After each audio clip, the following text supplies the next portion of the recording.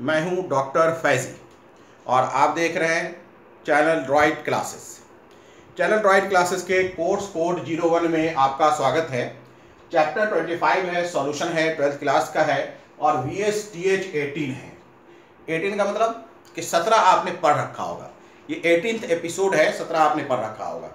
17वें episode में हम लोगों ने फाइनल किया कि सॉलिड सॉल्यूट लिक्विड सॉल्वेंट में मिलाएंगे, यानी सॉलिड इन लिक्विड सॉल्यूशन के बारे में पढ़ा, जहाँ सॉलिबिलिटी की बात हुई थी और सॉलिबिलिटी किस किस फैक्टर पर निर्भर करता है उसकी बात हुई थी।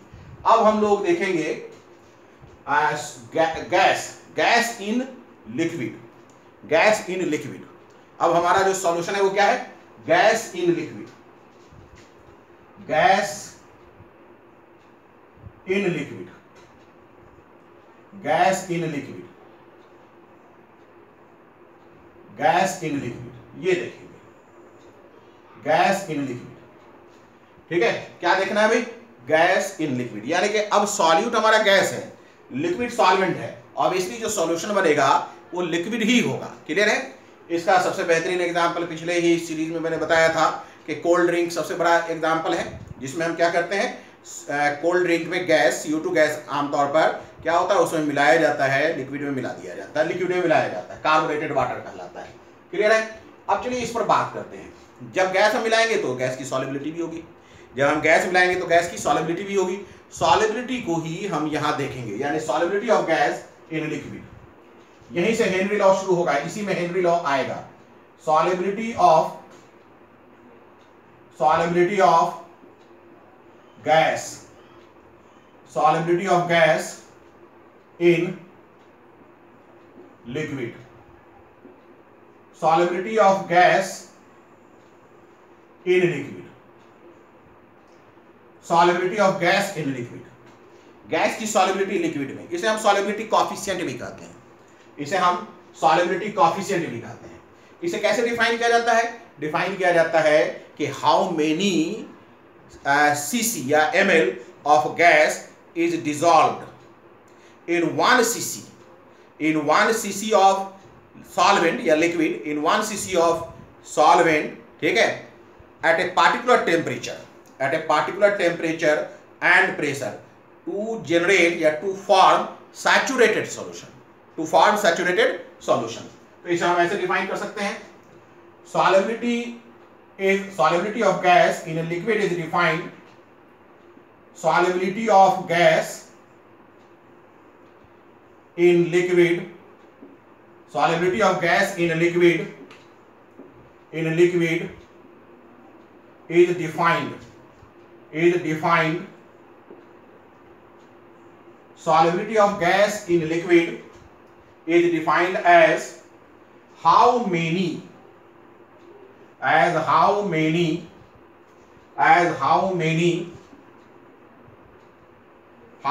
cc या ml भी लिख सकते हैं, ml of gas dissolved in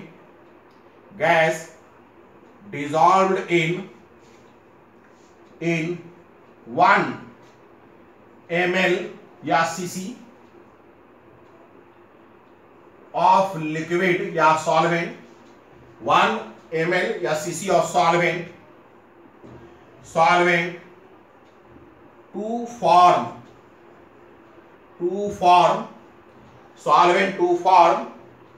saturated solution,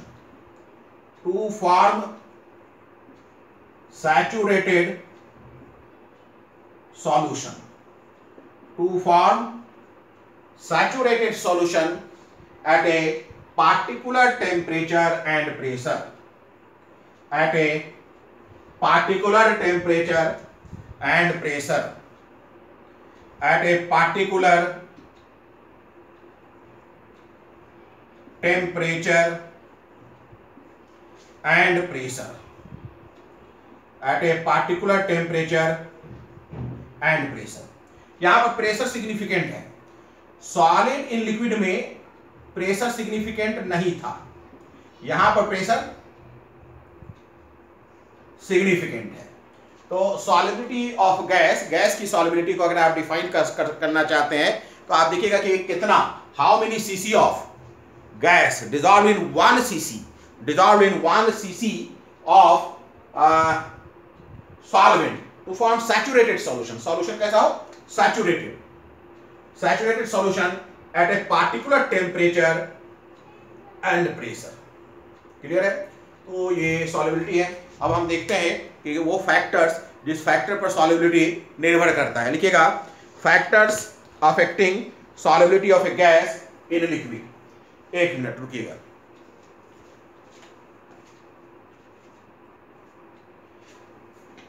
हाँ लिखिए factors affecting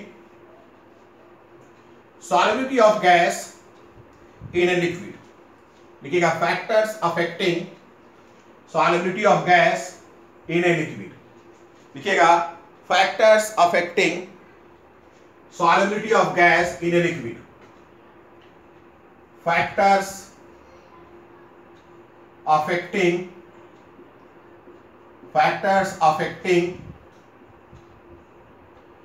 solubility of factors affecting solubility of gas in liquid. Gas in liquid,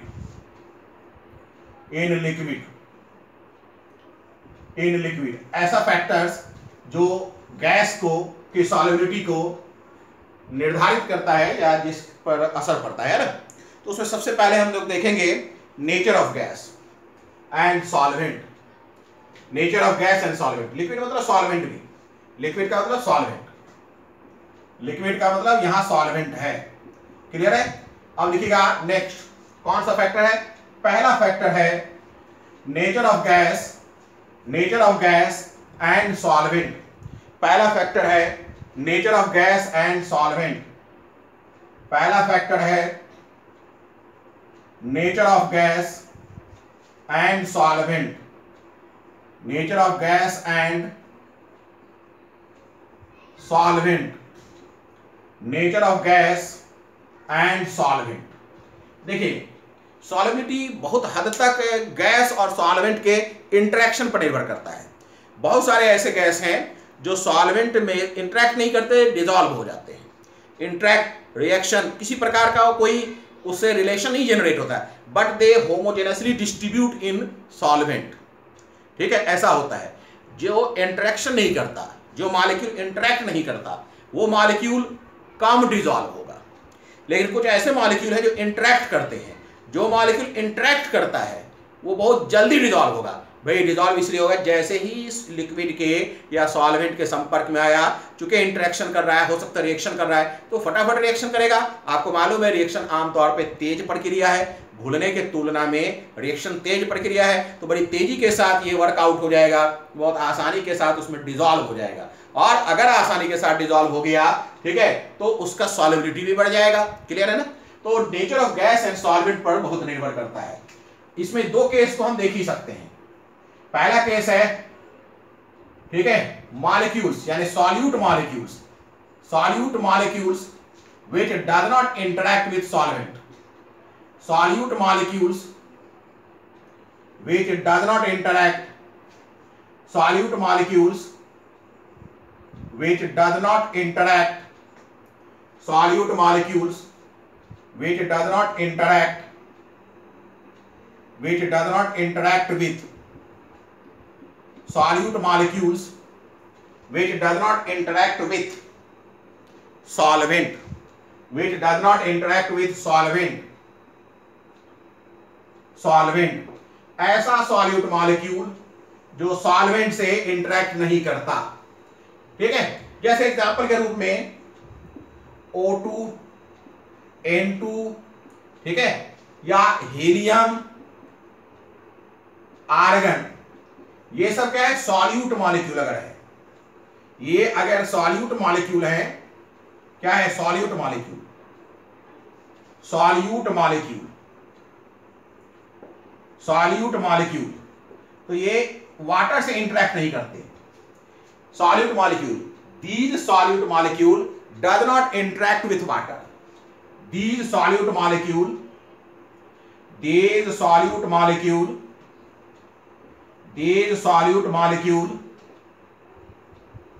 does not interact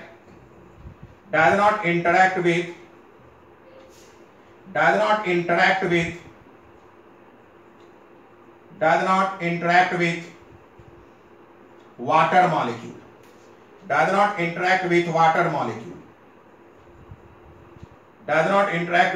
molecule, ये जो सॉल्यूट मॉलिक्यूल है ये पानी के मॉलिक्यूल से इंटरेक्ट नहीं करता। चूंकि इंटरेक्ट नहीं करता तो इसकी सॉल्युबिलिटी कंपैरेटिवली कम होगी।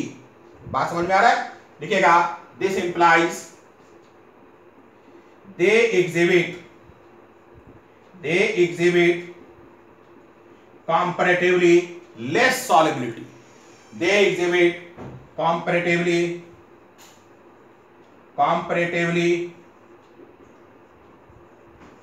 less solubility.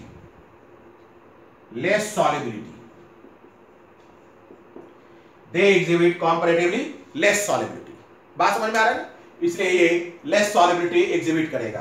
तो बड़ी सीधी सी बात है, जो सॉल्यूट मॉलिक्यूल सॉल्वेंट से इंटरेक्ट नहीं करेगा उसकी सॉल्युबिलिटी कम होगी, जाहिर है कम होनी चाहिए। दूसरा केस क्या है? दूसरा केस है solute molecule which interact with solvent. दूसरा केस है solute molecule which interact with solvent. Next case लिखिएगा solute molecule which interact with solvent. Next case है solute molecule which interact with solvent. Next case है solute molecule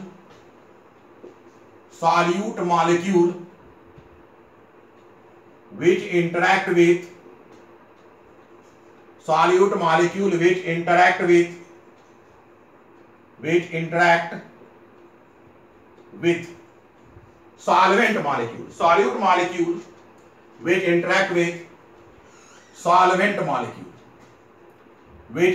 with solvent molecule, solute molecule जो solvent molecule से interact कर जाता है, ऐसा case अगर है तो सॉल्यूट बहुत आसानी के साथ डिसॉल्व होगा, बहुत जल्दी डिसॉल्व होगा। They exhibit higher solubility, comparatively high solubility exhibit करेगा। ठीक है, जैसे एग्जांपल के रूप में फॉर एग्जाम्पल अगर बात करें SO2, फॉर एग्जाम्पल SO2 एक गैस है। जैसे ही ये पानी के संपर्क में आता है, पानी का मतलब क्या हो गया? सॉल्वेंट ना, ये तुरंत H2SO3 बनाता है। ये एक किस्म का रिएक्शन है ना, H2SO3 बनाता है। अब ये बड़ा तेज प्रक्रिया होगा, SO2 गया पानी में, H2SO3 बन गया, तो नतीजा क्या हो जाएगा? इसकी सॉल्युबिलिटी बढ़ जाएगी। क्लियर है? वैसे ही एक और है, आप ये याद रखिए, HCl की बात करिए। HCl देखिए, HCl गैस, HCl जब तक पानी में नहीं मिला है इसका नाम है हाइड्रोजन क्लोराइड। याद रखिएगा, ये भी थोड़ा टेक्निकल बात है। HCl क्या है? Hydrogen chloride. जब तक पानी में नहीं मिला है तब तक ये है हाइड्रोजन क्लोराइड। ठीक है, जैसे ही पानी में मिला दीजिए, ये पानी में मिलकर HCl नहीं रहता, H प्लस Cl माइनस में बदल जाता है। H प्लस Cl माइनस में बदल जाता है। अब ये बताइए कि HCl जो है ये कोवेलेंट कंपाउंड है, याद रखिए HCl जो है कोवेलेंट कंपाउंड है। कोवेलेंट कंपाउंड होने के बावजूद पानी में H प्लस और Cl माइनस देता है। तो ऐसा कंपाउंड जो पानी में जाकर कोई भी इंटरेक्शन शो कर रहा है, अपने स्टेटस को बदल रहा है, तो वो बड़ी आसानी के साथ क्या हो जाएगा? चेंज हो जाए, आसानी के साथ डिसॉल्व हो जाएगा। एक और बहुत इंपॉर्टेंट गैस है NH3। NH3 को जैसे ही पानी में ले जाएंगे वो पानी में डिसॉल्व होकर के NH4OH बन जाएगा। लिखिएगा NH3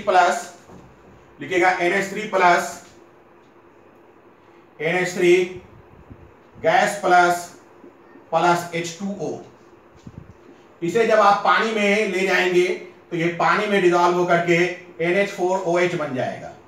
इसे अमोनिया गैस कहेंगे।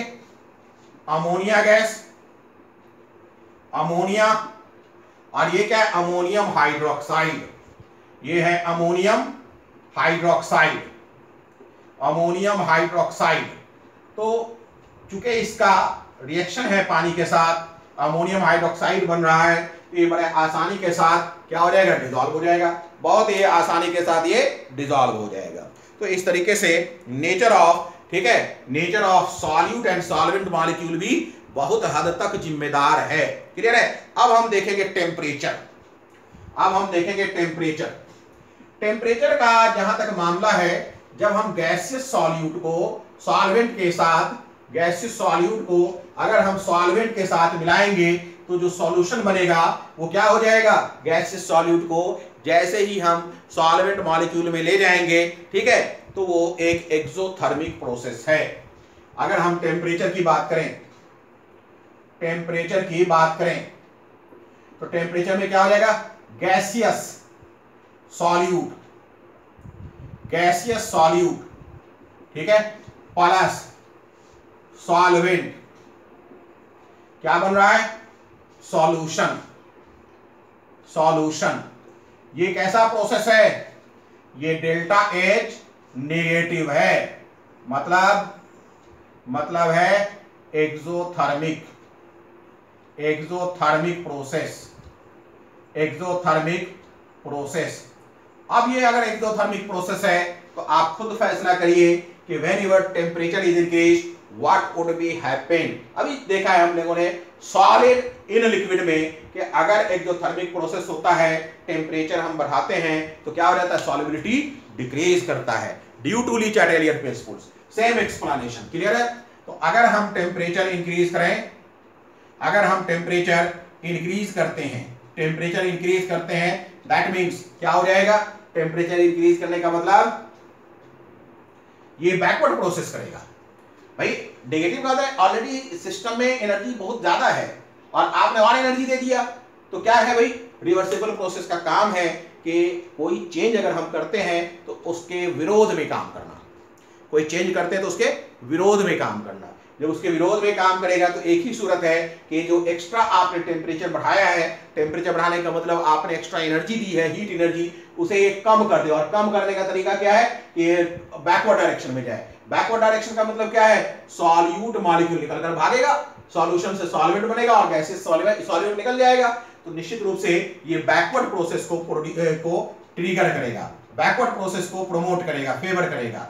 और जब ये बैकवर्ड प्रोसेस को फेवर करेगा, बैकवर्ड प्रोसेस, तो क्या मतलब है भाई, backward process what would be happen then, backward process को जब फेवर करेगा that means solubility decreases, this implies solubility decreases, this implies solubility decreases, solubility decreases. Clear हो गई बात। देखिए अगर बात की जाए एक्सेप्शन का, तो एक्सेप्शन हर जगह है, एक्सेप्शन की बात की जाए तो एक्सेप्शन हर जगह है। क्लियर हो गई बात, यहां तक किसी को कोई दिक्कत है। अब इसके बाद हम एक नोट करके लिख सकते हैं कि कुछ केसेस में, खास करके इनर्ट गैस किसमें, इनर्ट गैस किसमें, नॉन पोलर, पोलर नहीं, नॉन पोलर सॉल्वेंट में, ठीक है, टेम्परेचर बढ़ने पर उसकी सॉल्युबिलिटी इंक्रीज कर जाती है, किस कुछ केसेस में, है ना। लिखेगा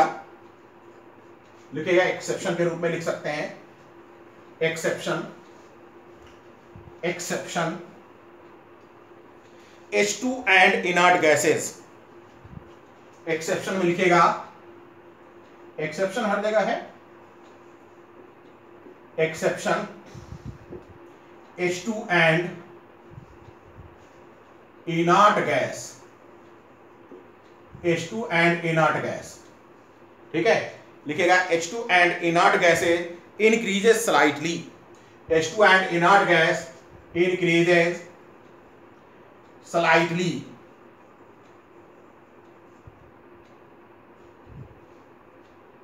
it is slightly solubility when temperature is increased, slightly, in case slightly, ठीक है, solubility slightly, increase slightly solubility when temperature is increased, when temperature is increased, when temperature is increased, when temperature is increased. ये increase लिखने का shortcut तरीका। Clear है ना? अब आइए नेक्स्ट फैक्टर, और वो नेक्स्ट फैक्टर है प्रेशर। ये जो प्रेशर है ये इंपॉर्टेंट फैक्टर है। ये जो प्रेशर है ये इंपॉर्टेंट फैक्टर है। इसी में हेनरी लॉ आता है, इसी में हेनरी लॉ आता है। क्लियर है? लिखेगा प्रेशर। नेक्स्ट फैक्टर जो है ये है प्रेशर, यानी प्रेशर से सॉलिबिलिटी का क्या रिलेशन है, ये है। आप एक कॉमन सेंस की बात करिए। मान लेते हैं एक इस तरीके का पिस्टन ले लिया गया और ये मैंने रखा वाटर। सोचिएगा, वाटर, ये वाटर है, इसमें मैंने ऑक्सीजन गैस भर दी है, नाइट्रोजन कुछ भी कोई गैस भर दिया है जो इसमें डिजॉल्व हो सकता है। ये पिस्टन है। जरा सोचिए, ये एक प्रेशर जनरेट कर रहा होगा। प्रेशर का मतलब ये है, आपने गैसेस सिस्टम में पढ़ा है, प्रेशर का मतलब है कि गैस मॉलिक्यूल्स दीवार पर हर जगह हर सरफेस पर चोट पहुंचाएगा, जिससे प्रेशर जनरेट हो रहा है। ये ऊपर भी पहुंचा रहा होगा और इस सरफेस से भी टकरा रहा होगा। जब इस सरफेस से टकराएगा तो कुछ इसमें डिजॉल्व भी होगा, कुछ डिजॉल्व होगा, है कि नहीं? अच्छा, कुछ इससे निकलेगा भी। ये दोनों प्रोसेस होगा ना, कुछ इससे निकलता भी रहेगा। Finally rate of incoming into water and rate of outgoing into water, है ना, वो बैलेंस हो जाएगा और इक्विलिब्रियम एस्टैब्लिश हो जाएगा। ये हालत बना हुआ है। एक हालत है टेम्परेचर हमने फिक्स कर रखा है, टेम्परेचर कांस्टेंट है, ठीक है। प्रेशर कितना है? अगर इस हालत में है तो निश्चित रूप से इस पर प्रेशर जो पड़ रहा है वो 1 atm एटमॉस्फेरिक का प्रेशर पड़ रहा है। अगर कोई भी प्रेशर हम नहीं डाल रहे एक्स्ट्रा तो 1 atm पड़ रहा है। यहां तक तो समझ में आ रही बात? अब जरा इमेजिन करिए कि मैंने इस पर कुछ वजन डाल दिया, या हाथ से पकड़कर इसे दबा दिया, या कुछ वजन डाल दिया। वजन डालने का मतलब क्या हो गया भाई? वजन डालने का मतलब अब ये नीचे बैठेगा, नीचे जाएगा, नीचे जाएगा तो खुद बताइए कि वो जो गैस के मॉलिक्यूल है वो और अंदर जाएगा कि नहीं, पानी के अंदर जाएगा कि नहीं? पानी के अंदर जाने का मतलब क्या हुआ? प्रेशर बढ़ा तो सॉलिबिलिटी बढ़ा, बढ़ा या नहीं? सोचिए, प्रेशर बढ़ा तो सॉलिबिलिटी बढ़ा कि नहीं? तो जैसे ही प्रेशर इंक्रीज करेगा सॉलिबिलिटी इंक्रीज करेगा। अब प्रेशर और सॉलिबिलिटी के बीच में क्वांटिटेटिव यानी मात्रात्मक यानी न्यूमेरिकल रिलेशंस क्या है, इसे बयान करने वाले का नाम है हेनरी, ठीक है, और इसे ही हम हेनरी लॉ कहते हैं। क्लियर है? तो आप लिख सकते हैं, ठीक है, solubility of gas increases with increase of pressure. Solubility of gas increases with increase of pressure, with increase of pressure, with increase of pressure, with increase of pressure. Solubility of gas increases with increase of pressure. बात समझ में आ रहा है कि नहीं? Solubility increase करेगा जब pressure increase करेगा। अब अगर हम प्रेशर और सॉलिबिलिटी के बीच क्वांटिटेटिव रिलेशन ले लें, है ना, क्वांटिटेटिव रिलेशन ले लें, तो उसी क्वांटिटेटिव रिलेशन का नाम हेनरी लॉ है। क्लियर है? अब लिखिएगा next, quantitative relationship between solubility and pressure of gas. Quantitative relationship between, लिखिएगा quantitative relationship between quantitative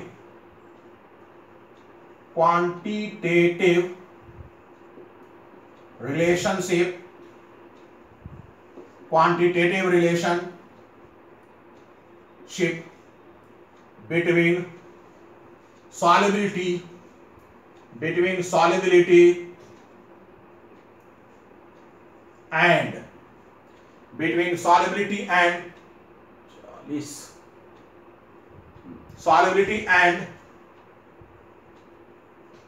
pressure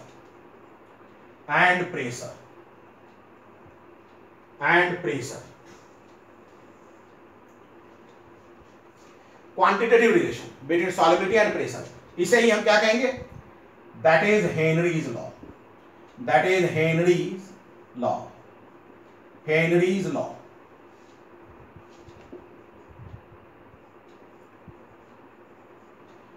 that is Henry's law. यही हेनरी लॉ है, that is Henry's law. Henry law क्या कहता है?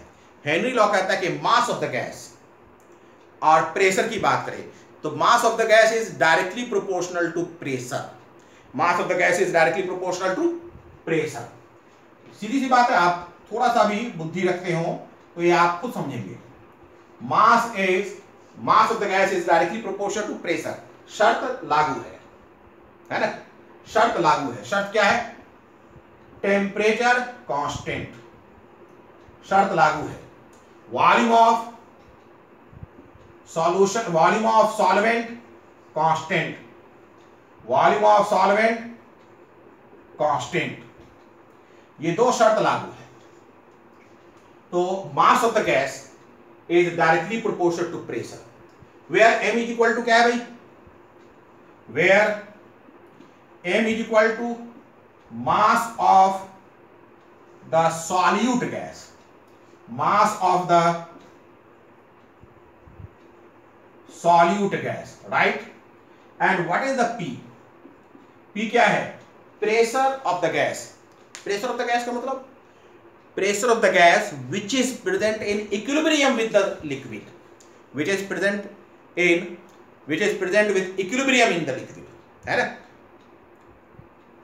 Pressure of the gas. Pressure of gas. Pressure of gas which is present at equilibrium, which is present at equilibrium with solvent, at equilibrium with solvent, which is present at equilibrium with solvent. अभी इस पर बात हुई है, फिर एक बार करके दिखाते हैं। यह है हेनरीज लॉ, क्वांटिटेटिव रिलेशनशिप। देखिए अभी हमने आपको बताया था एक डायग्राम बना करके कि गैस जो है लिक्विड के साथ इक्विलिब्रियम मेंटेन कर रहा है प्रेशर का, है ना? गैस जो है इक्विलिब्रियम मेंटेन कर रहा है। जैसे अभी हमने बताया था कि यहां पर एक मैंने ये डायग्राम बनाया था, याद करिए। ये पिस्टन सिस्टम था, ये हमारा लिक्विड था, लिक्विड में ये गैस था, ये लिक्विड में गैस था, है कि नहीं? ये क्या है? गैस जो है प्रेशर किस पर जनरेट कर रहा है? इसके ऊपर भी जनरेट कर रहा है, लिक्विड के सरफेस पर। तो लिक्विड के सरफेस के साथ उसका इक्विलिब्रियम बना हुआ है। एट दैट इक्विलिब्रियम पर वो जो इक्विलिब्रियम पर जो प्रेशर है, इक्विलिब्रियम प्रेशर है, उस पर निर्भर करता है। मास उसी पर निर्भर करता है। जितना मास होगा, जितना प्रेशर होगा, उसी के अकॉर्डिंगली मास होगा। अगर हम प्रोपोर्शनलिटी को ब्रेक करें और इक्वल के टर्म में लाना चाहें तो m इज इक्वल टू क्या लिखेंगे? k into P. m is equal to क्या लिखेंगे? k into P. m is equal to k into P, वेयर k is equal to proportionality constant. k is equal to proportionality constant. Proportionality constant. k किस पर निर्भर करेगा? आपको मालूम है k किस पर निर्भर करेगा? k निर्भर करेगा नेचर ऑफ सॉल्यूट पर। किस पर निर्भर करेगा? नेचर ऑफ सॉल्यूट यानी गैस पर, नेचर ऑफ सॉल्वेंट पर, टेम्परेचर पर और प्रेशर के यूनिट पर। k का वैल्यू किस पर निर्भर करेगा? Nature of solute, nature of solute पर, नेचर ऑफ सॉल्वेंट पर, नेचर ऑफ सॉल्वेंट पर, है कि नहीं? और निर्भर करेगा nature of solute, nature of solvent पर, प्रेशर यूनिट पर, यूनिट ऑफ प्रेशर पर, यूनिट ऑफ प्रेशर पर, यूनिट ऑफ प्रेशर पर। भाई सॉल्यूट का जैसा सॉल्यूट होगा उतना ज्यादा डिसॉल्व होगा, तो उस पर यह निर्भर करेगा। बात समझ में आ रहा है कि नहीं? टेम्परेचर पर भी निर्भर करेगा। टेम्परेचर क्यों छोड़ दे?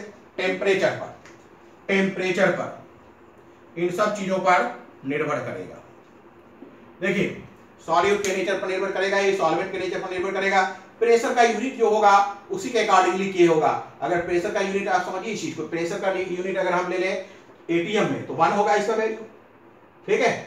और अगर हम इसको mmHg में ले लें तो 760 होगा, तो 760 इंटू के का वैल्यू तो अलग होगा ना, तो मास तो सेम रहेगा। अगर मास सेम रहेगा तो क्या हो जाएगा, ये अगर बदलेंगे तो के भी बदलना पड़ेगा। इसलिए नेचर ऑफ ये वैल्यू ऑफ के depends on the unit of pressure also, क्योंकि अगर प्रेशर का यूनिट बदलेंगे तो इसका न्यूमेरिकल वैल्यू बदलेगा, और अगर इसका न्यूमेरिकल वैल्यू बदलेगा तो निश्चित रूप से के का मान बदलेगा, क्योंकि मास फिक्स कर देंगे हम लोग। क्लियर है ना, मैथमेटिकली सोच लीजिए, m is equal to K into P है, variable numerical value of p would be change, then to maintain equality value of k would be change. अगर हम इन दोनों को इक्वल मान रहे हैं और p का वैल्यू अगर हम बदलेंगे तो निश्चित रूप से k का वैल्यू बदलेंगे, तब ना दोनों का प्रोडक्ट यानी गुणनफल मास के बराबर होगा। तो निश्चित रूप से है कि यूनिट ऑफ प्रेशर पर भी निर्भर करेगा, हम यूनिट ऑफ प्रेशर का बदलेंगे तो न्यूमेरिकल वैल्यू उसका बदलेगा। तो इस तरीके से m के वैल्यूज होंगे। अगर हम ग्राफ की बात करें, अगर हम ग्राफ की बात कर लें, इस पर ग्राफ की भी बात कर सकते हैं। अगर हम ग्राफ की बात कर लें तो m और p के बीच ग्राफ ड्रॉ किया जाए। क्या ड्रॉ किया जाए, m और p के बीच ग्राफ ड्रॉ करें। ग्राफ m है और p है, m और p प्रेशर, m मास है कि नहीं, तो ग्राफ ऐसा बनेगा, ये ग्राफ बनेगा, बनना भी चाहिए। क्यों, क्योंकि m इज इक्वल टू के पी है। क्या ये आप समझ रहे हैं, अगर मैं इसे y एक्सिस पर पुटअप कर रहा हूं और p को x एक्सिस पर, और k क्या है, कांस्टेंट है, तो y is equal to mx form दे रहा है कि नहीं, यानी कि क्या हो गया, mathematical condition, straight line passing through origin, straight line passing through origin, straight line passing through origin, तो ऐसा होगा। ये जो ग्राफ आप देख रहे हैं फॉर ए सिंगल गैस, कोई भी गैस है सिंगल, उसके लिए for a single gas, clear हो गई बात। अगर हम कई गैस की बात करें तो सबके स्ट्रेट लाइन आएंगे और वो क्या है, इसी से पास करेगा, ओरिजिन से पास करेगा, लेकिन ग्राफ में फर्क आएगा। नेक्स्ट देख सकते हैं हम लोग, नेक्स्ट एक और ग्राफ देख सकते हैं, नेक्स्ट एक और ग्राफ देख लीजिए।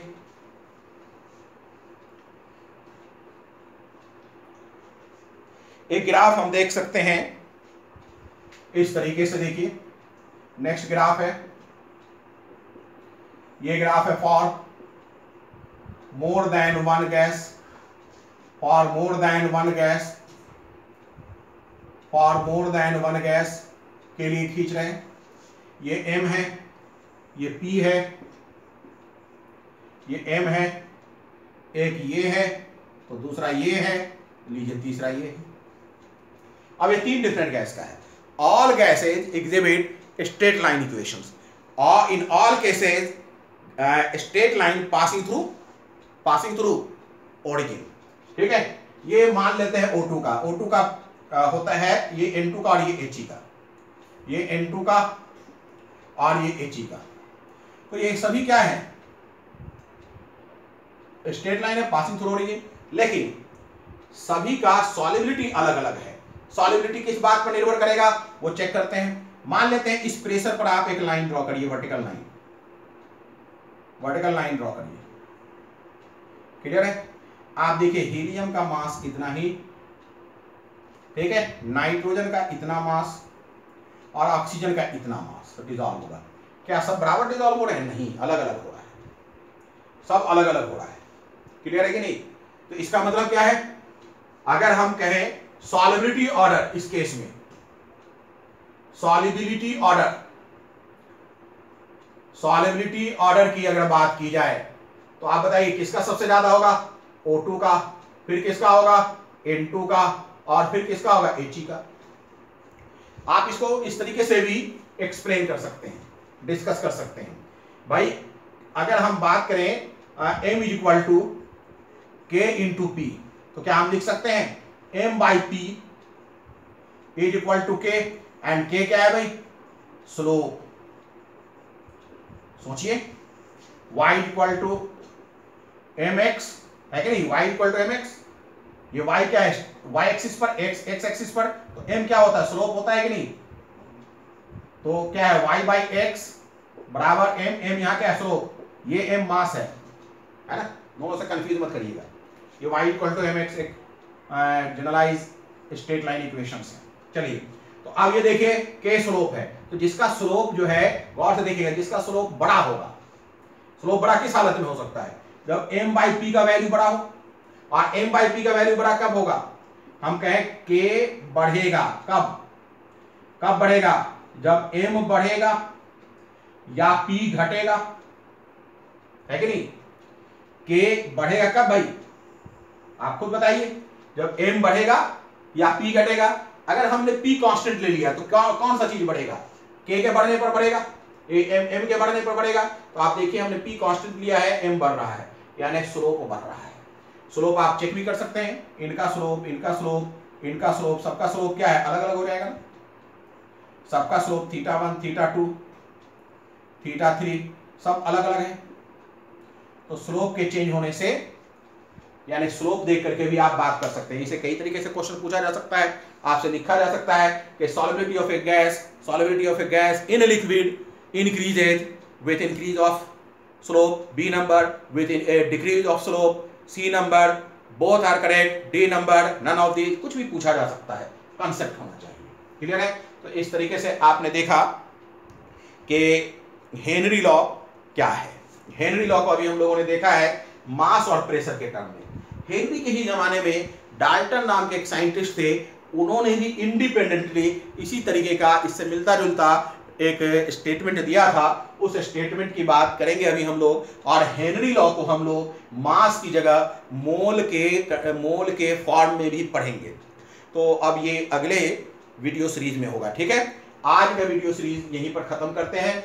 अगर वीडियो आपको पसंद आ रहा है, लाइक भी करिए, शेयर भी करिए, सब्सक्राइब करिए। सबसे बेहतर बात यह है कि रेकमेंड कीजिए। ये आप मानिए कि आपको ये जो मिल रहा है, इंडिया में किसी भी आप कोचिंग में जाए, जहां भी आप जाएंगे, कोटा जाए, कहीं जाए, तो फाइनली आपको यही मिलना है, क्लियर है। और अगर ऑनलाइन आप पढ़ करके जाएंगे तो बहुत फायदा होगा। मुझे तो लगता है कि अगर आप थोड़ा सा मेहनत कर दें तो आपको ऑफलाइन पढ़ने की जरूरत ही नहीं है। यहाँ पर इतना मटेरियल मिल जाएगा कि कहीं पॉसिबल ही नहीं है।